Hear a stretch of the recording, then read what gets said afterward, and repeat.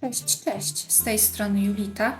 Zapraszam Was na mojego kolejnego vloga, w którym zobaczycie moje projekty dziewiarskie, kilka wystaw, na których byłam oraz projekt szyciowy.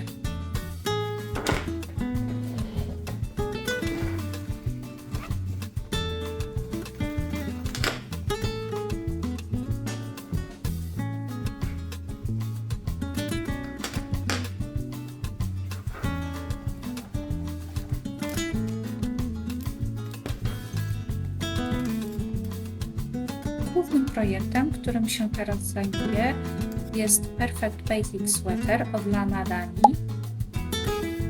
Mam już ukończony korpus i będę teraz nabierać oczka na plissé dekoltu. Projektantka poleca nam tutaj ściągacz 2×2, ale ja chciałabym, żeby moje wszystkie ściągacze na dole swetra, na rękawach i na plisie dekoltu były takie same i żeby to był ściągacz 3×2. Więcej na temat tego projektu możecie zobaczyć w moim poprzednim vlogu.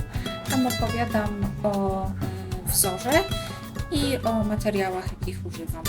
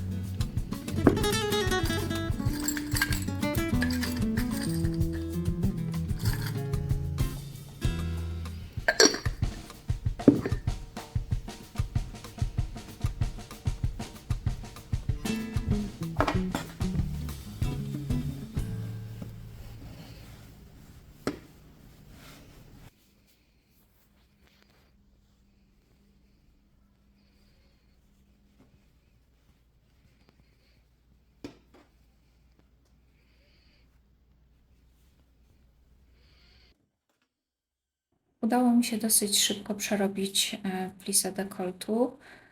Zamknęłam sposobem islandzkim i wygląda to tragicznie. Więc szukam innego sposobu zamykania oczek przy ściągaczu 3×2.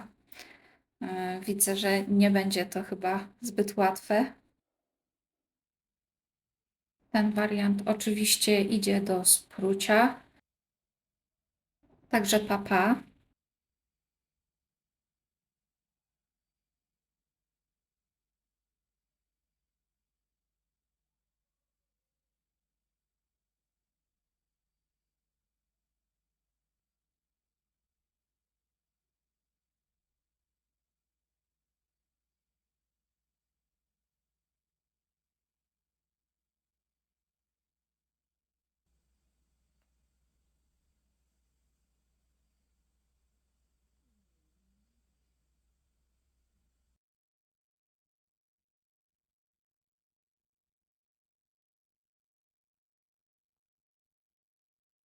Chyba mamy sukces.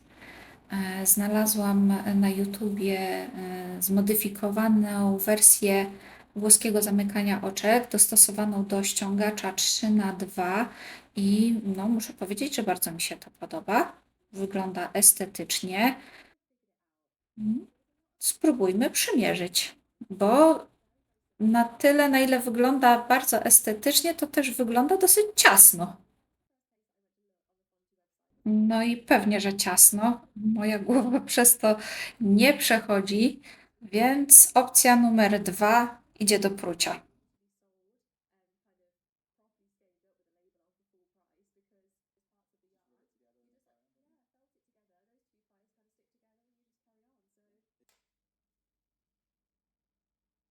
Kolejną godzinę później, wersja numer 3, mam nadzieję, że już ostateczna. Po prostu luźniej zamykałam oczka, ale dalej użyłam tej opcji włoskiego zamykania oczek dostosowanej do ściągacza 3x2. Już nie wygląda tak super schludnie, jak luźniej zamykałam oczka.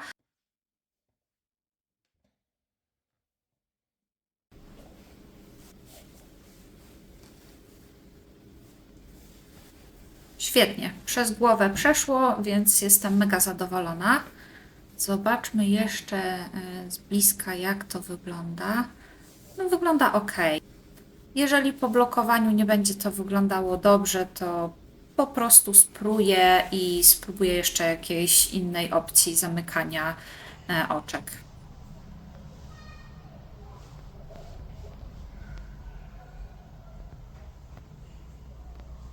W ostatni weekend maja wybrałyśmy się z siostrą na wystawę Craft Days w Willi Gawrońskich przy Alejach Ujazdowskich w Warszawie. Jest to projekt poświęcony współczesnemu rzemiosłu, sztuce użytkowej oraz twórcom Europy Środkowo-Wschodniej. I jest to pierwsza edycja będąca interpretacją motywu plecenia.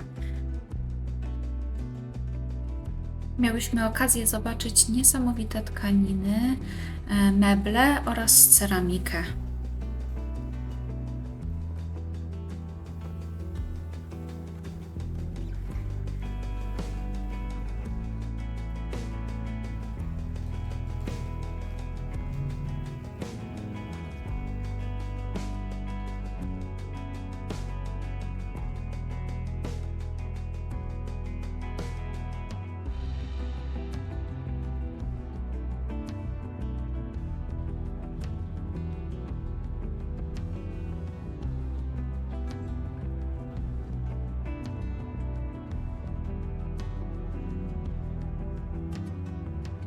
Z Alei Ujazdowskich udałyśmy się na warszawski Mokotów do Muzeum Rzeźby w Królikarni na wystawę Rzeźba na meblościankę, gdzie oglądałyśmy arcydzieła PRL-owskiego designu, ceramiczne zwierzęta, damy, siłaczy. Są to zabytkowe drobiazgi z Ćmielowa i innych fabryk porcelany, które możecie oglądać jeszcze do 25 października 2026 roku.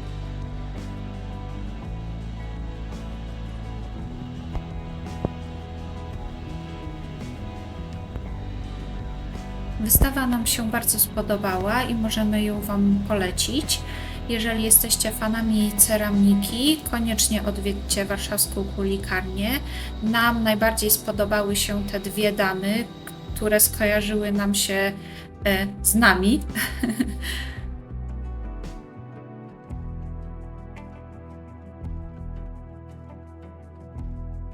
Uroczy pawian i oczywiście siłacze.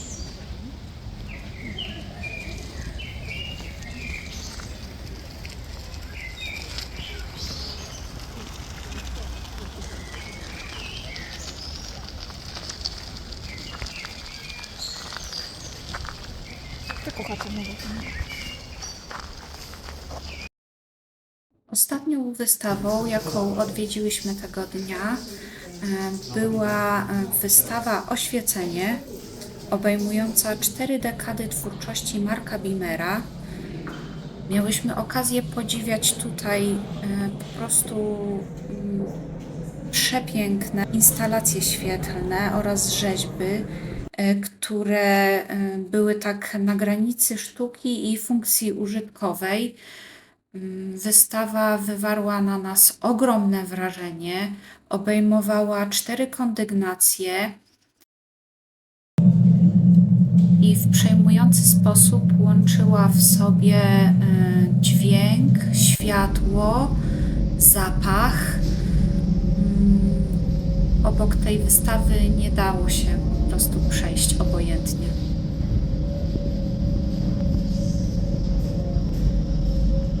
Był to ostatni punkt naszej wystawowej niedzieli i zdecydowanie okazał się najlepszy. Jeżeli będziecie mieli kiedykolwiek okazję zobaczyć rzeźby i inne prace tego twórcy, to naprawdę polecam. Ta wystawa była darmowa, załapałyśmy się na nią w ostatniej chwili, bo została przedłużona o 1 dzień.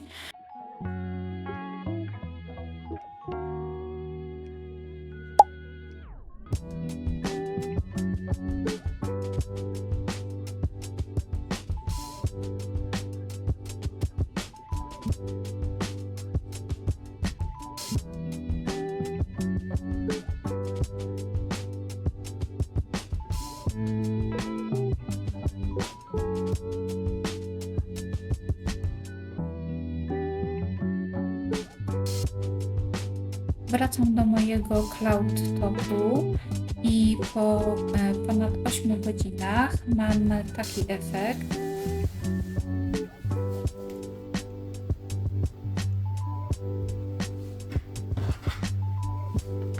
Zostały mi jeszcze 2 motki i zastanawiam się, czy 5 motków będzie wystarczającą ilością, no to żebym mogła skończyć ten top bez domawiania włóczki.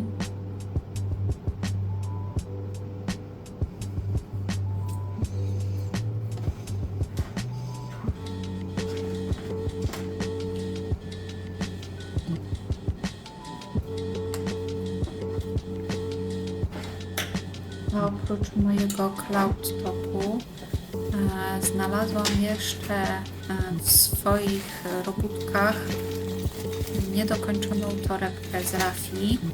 Zaczęłam ją robić w tamtym roku, ale ze względu na ból w ramieniu nie byłam w stanie szydełkować z rafii, więc odłożyłam ją na ten rok, chociaż szczerze powiedziawszy nie wiem, czy uda mi się do niej dobrać.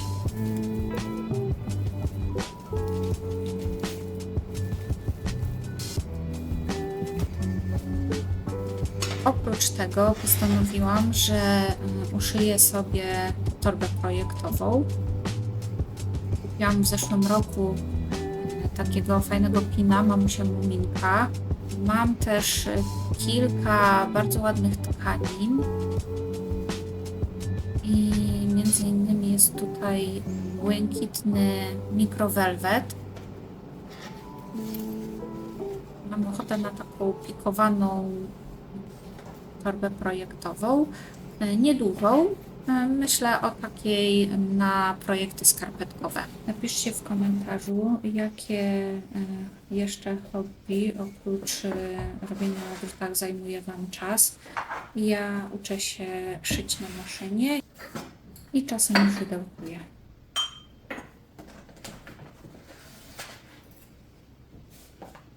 Topu, bo tutaj mam tylko prawe oczka już w okrążeniach.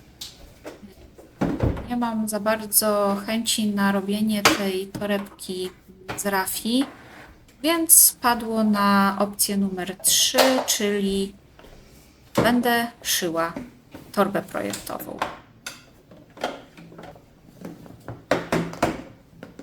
W tym miejscu warto wspomnieć, że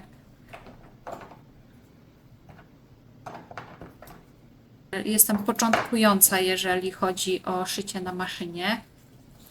Nie umiem wszywać suwaków, nigdy tego nie robiłam, także to będzie mój pierwszy raz. Zobaczymy. Zobaczymy, czy Wam to pokażę.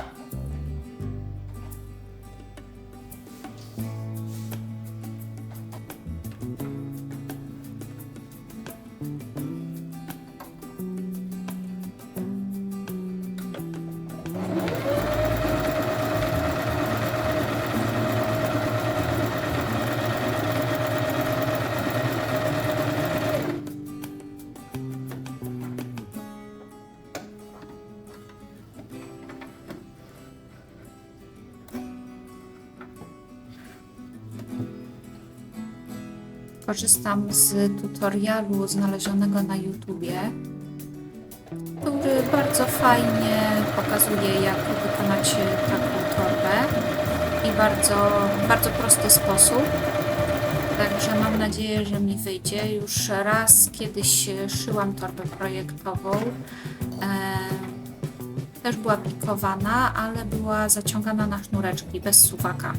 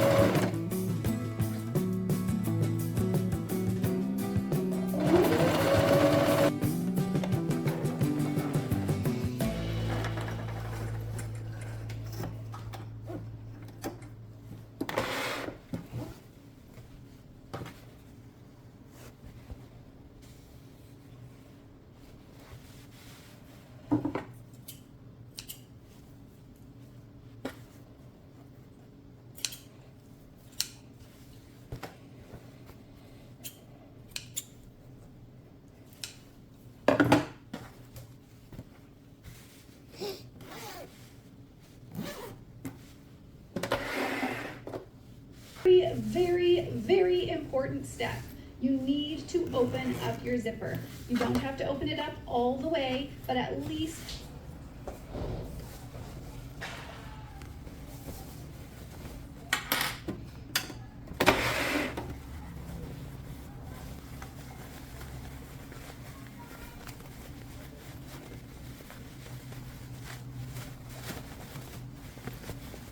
Okej, zobaczmy, co mi z tego wyszło.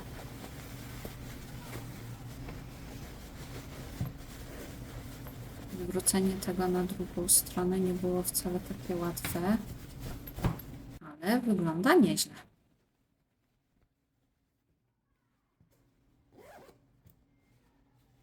Muszę przyznać, że jestem całkiem zadowolona z efektu. Okej. No dobra. Musiałam przyprasować bardziej suwak. W zasadzie tkaninę, tą wewnętrzną podszewkę musiałam bardziej przyprasować, bo Jak na pierwszy raz, to wydaje mi się, że wszyłam ten suwak całkiem nieźle, ale mimo wszystko za blisko i wcinał mi się materiał.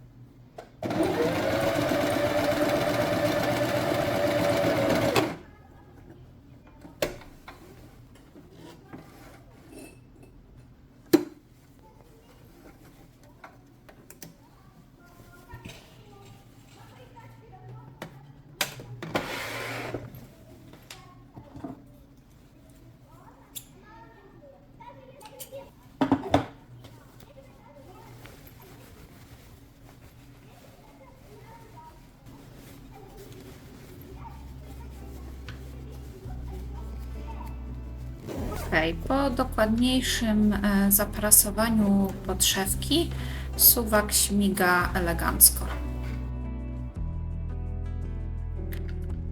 Mam już pierwszy projekt, który zamieszka w nowej torbie. Przypnę jeszcze tylko pina i zawieszkę do suwaka.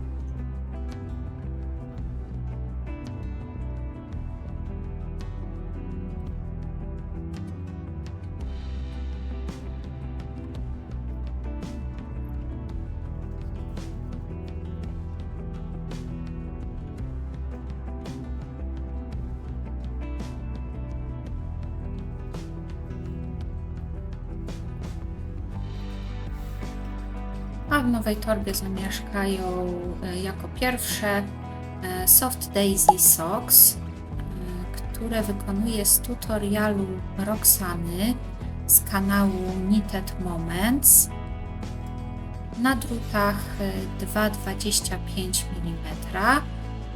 Robię je z włóczki Drops Nord.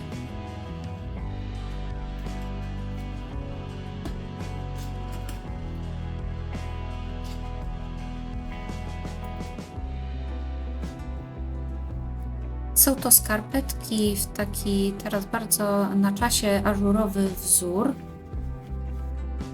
Delikatne, bardzo miło mi się je przerabia. Tutorial jest jasno i przyjemnie objaśniony.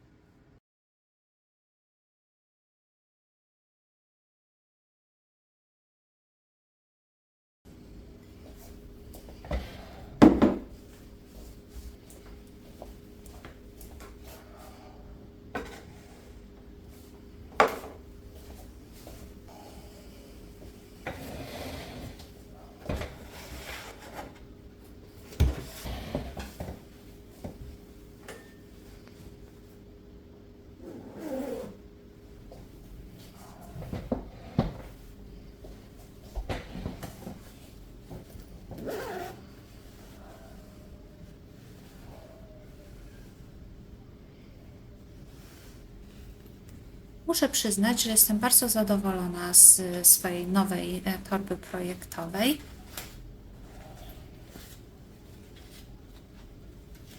I już planuję kolejną wersję, taką bardziej świąteczną, gwiazdkową, w może jakimś burgundowym kolorze albo ciemnozielonym.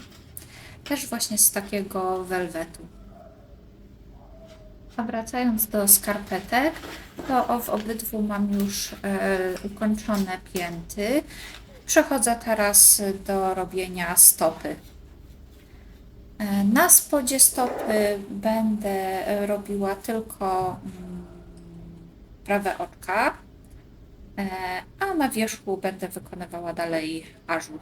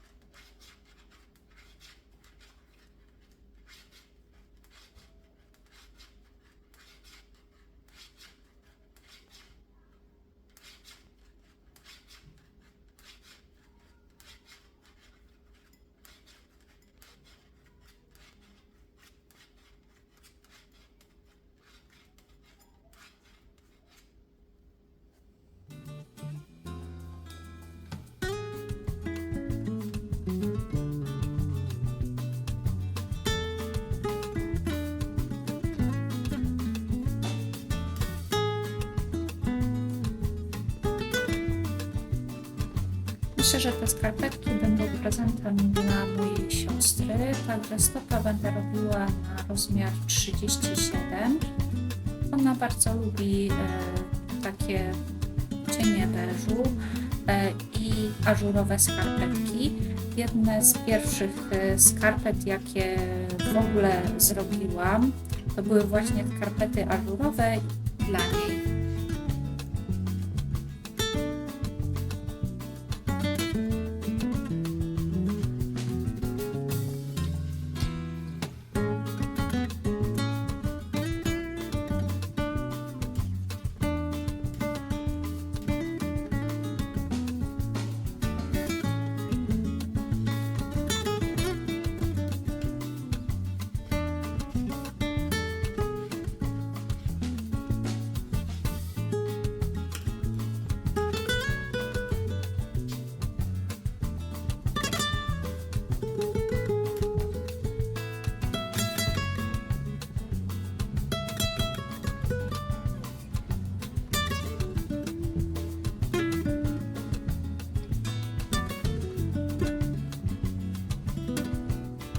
Praktycznie skończyłam mój cloud top.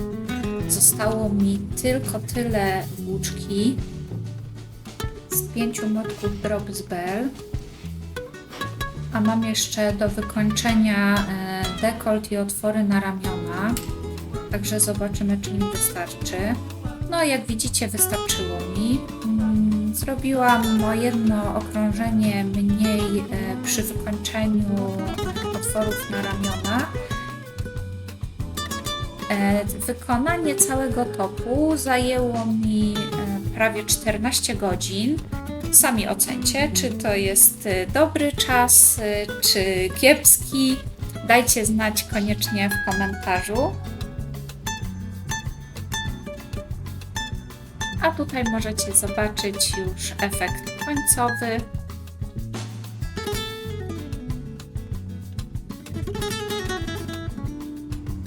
Dziękuję Wam serdecznie, że byliście dzisiaj ze mną do końca. Zapraszam Was do pozostawienia na dole komentarza, lajka i do zasubskrybowania mojego kanału. I do zobaczenia w kolejnym filmie. Pa, pa!